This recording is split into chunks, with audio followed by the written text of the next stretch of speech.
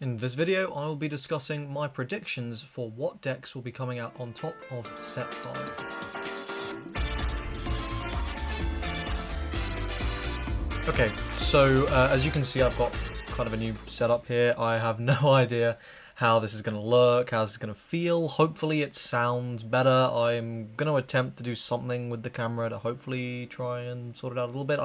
It's okay. It's fine.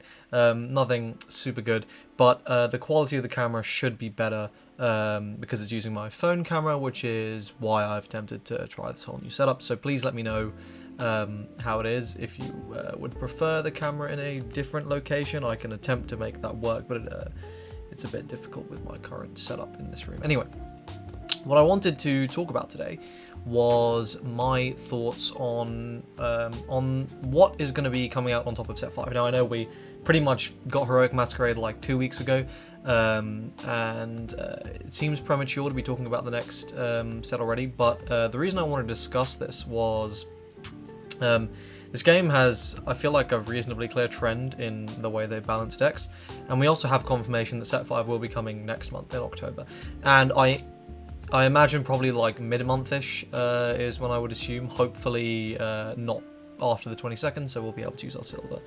So let me go ahead and bring this up. And I realised just before I started recording that I forgot to change the colour for green to green on here, and I'd already closed the document because I'm an umpty. So unfortunately, green is not green. Green is actually that pinkish kind of colour. Yeah, sorry about that. Anyway, let me explain what this graph is. So basically what I've done is I have charted across each different format, that is Evolved, Forbidden, Battle Spirits, and Heroic Masquerade, which is where we are now, the relative strengths of each colour. Now, obviously this is relative, so this makes it seem like the differences in power are massive. They're not always massive, and this viewing it like this pretty much nukes any of the amount of nuance there is when you talk about deck power levels and stuff, but I just wanted, this is just like a general estimate. Like, don't get too caught up in where I've ranked each thing, like not that important, the general, you know, is it generally stronger than other colours or is it generally weaker than other colours is basically what we care about here. So let's say look at Evolve. Now, we didn't actually have this format last for very long because of the game was delayed launching about a week, and then like I think a week or like 10 days after the set launch we got Forbidden.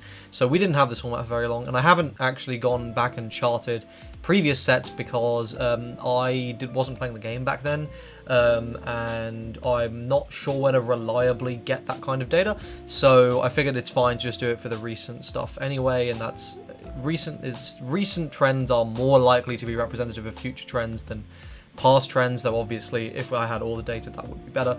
Anyway, rambling, so let's have a look at the Evolved meta here. So we see at the bottom I've got yellow and blue.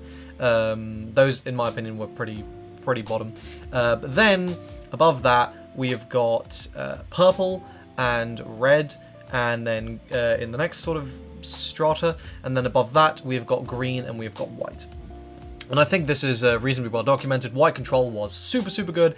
Elf Green was super good. Those were like the two big best decks. But then obviously Golems were really quite good as well. And everyone played Golems because they were super budget. And the power for the dust ratio was way better than pretty much any other deck. Purple was also quite decent. I laddered quite a lot with purple back during this time.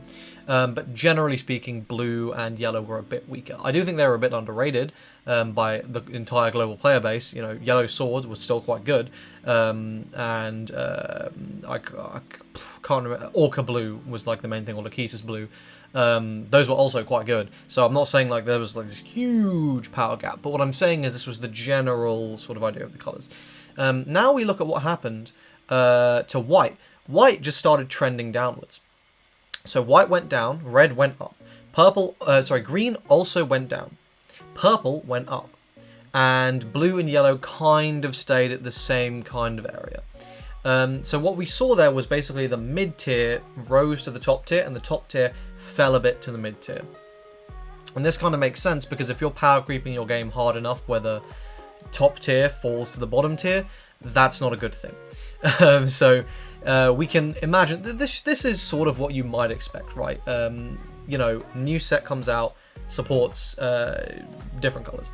So in Forbidden, we obviously had the situation then where red and purple were on top, green and white were kind of in the middle, and blue and yellow were at the bottom. And again, I do still think that those decks at the bottom were being underrated, but again, also, they were not better than the other colors. All these colors are a lot closer than this graph is making it seem, but okay, that's the last time I'll mention that. Now we move on to Battle Spirits, which is our most short-lived format in history for like 2 weeks.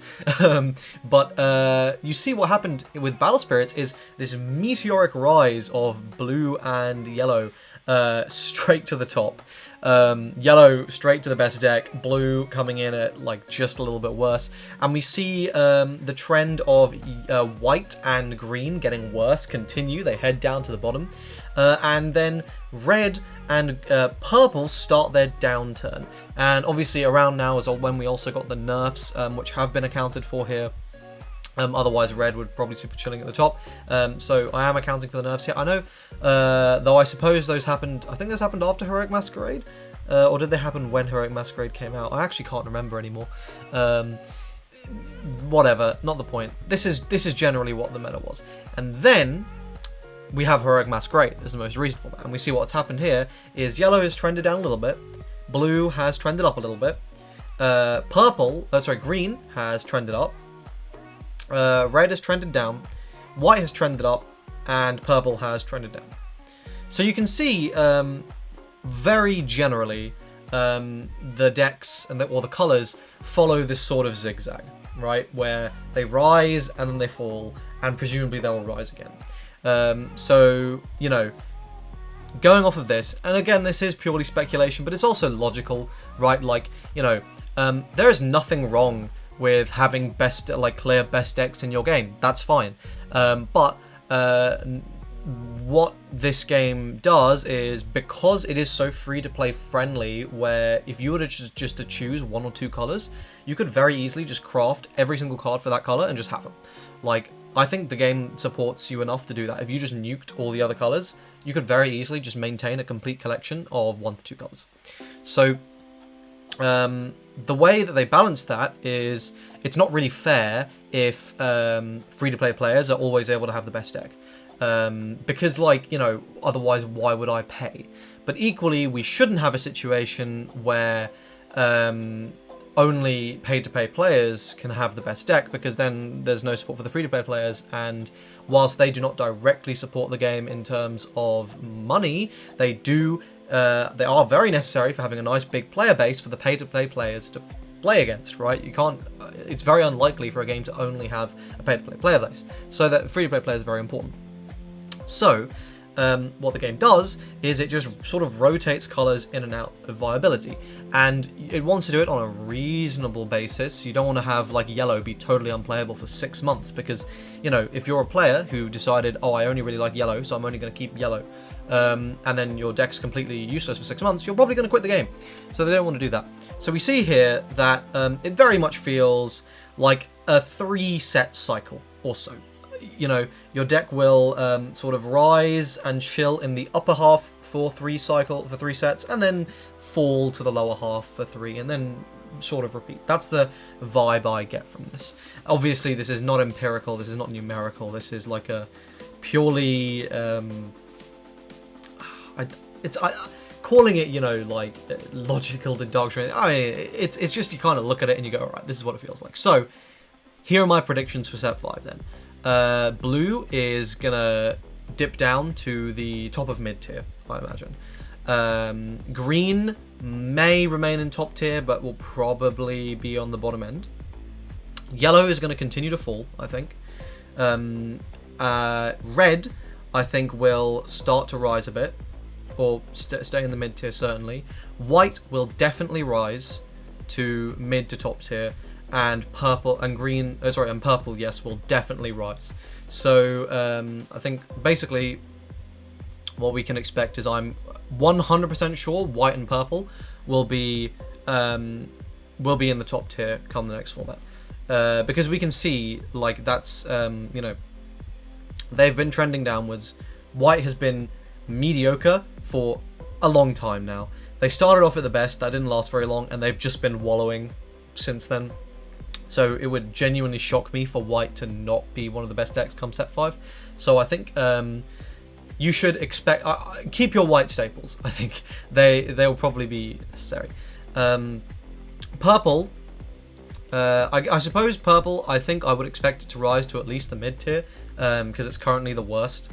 But if it didn't, it also wouldn't overly surprise me because they were so good very recently, and I know a lot of players were quite pissed off with purple, like they didn't want to play against purple for a while. So it would be okay for them to remain in the bottom half of the colours for one more set, but I think after that they need to rise up to the top. Blue has been good for quite a while now. So I do think blue will need to go down to at least the mid tier. I'm not saying go down to the bottom because the implications of power creep there would be crazy, so let's just chill. Unless, of course, the way the game plays changes, so it's not a power creep more than like a meta thing, or like a new force kind of thing, or like a new game rule or game mechanic kind of thing. That's different. I'm just saying purely on a power level kind of way. And of course this could change come the announcement of all the new rules and of the new rule and all that kind of stuff that's coming in a few days as of the time of this recording. But anyway, so yes, I think blue will go down. I think yellow will chill kind of where it is, and upper mid, lower. Well, it's in lower top right now for sure, but I think it might fall a little bit. Yeah, green I think will probably chill in the top tier. I think, though, it'll be elves. I think they're going to bring elves back because I know a lot of players who invested into elf green at the start have been hardcore shafted by that decision. Because, like, it's been green tree that's been good, not green elf. And it's been all that tree sort of support that's been good. And now masks, like elves, have been doing nothing. Red will probably chill a bit, maybe fall again. Wouldn't surprise me if they fell. They were dominant for a very long time. I imagine players are very happy for red to just chill out of the format for a little bit.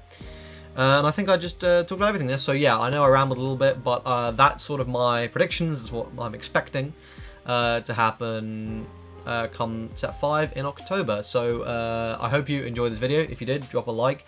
Please sub to the channel. Get me to 1K. Would appreciate. Please let me know what you think of this new camera setup. If you think it's absolute dog shit, should I change it? I have no idea, just let me know. And check the links in the description, all that usual stuff, Discords and all that, and I will see you in the next video. Cheers.